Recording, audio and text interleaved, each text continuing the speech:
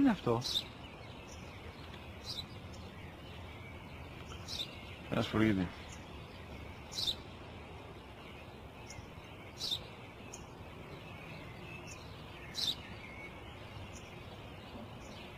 Τι είναι αυτό? Μόλις τώρα στο παπατέρα, σπουργίτη είναι.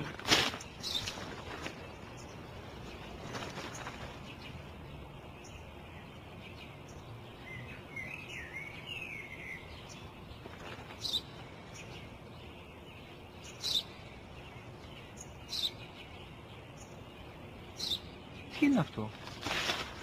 Ένα σπουργίτη είναι, πατέρα. Ένα σπουργίτη. Σπου-γι-τι!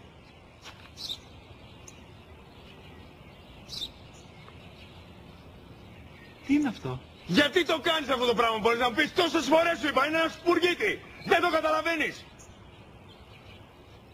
Πού πας?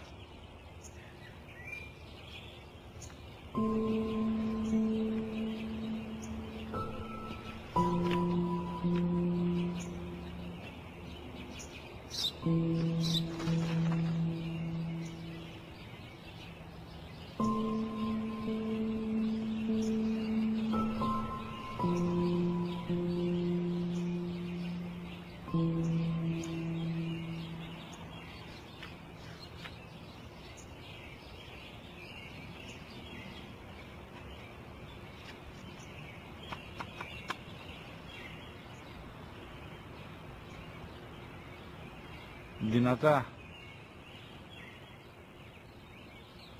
Σήμερα ο μικρός μου γιος που πριν λίγες μέρες έκλεισε τα 3 καθόταν μαζί μου έξω στο πάρκο όταν ένα σπουργίτη ήρθε και κάθισε απέναντί μας. Ο γιος μου με ρώτησε 21 φορές τι ήταν αυτό και του απάντησε και τις 21 φορές ότι ήταν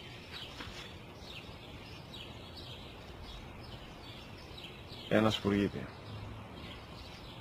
Τον αγκάλιασα τρυφερά και τις 21 φορές που μου έκανε την ίδια ερώτηση, ξανά και ξανά, χωρίς να εκνευριστώ, νιώθοντας στοργή για το αθώο μου αγοράκι.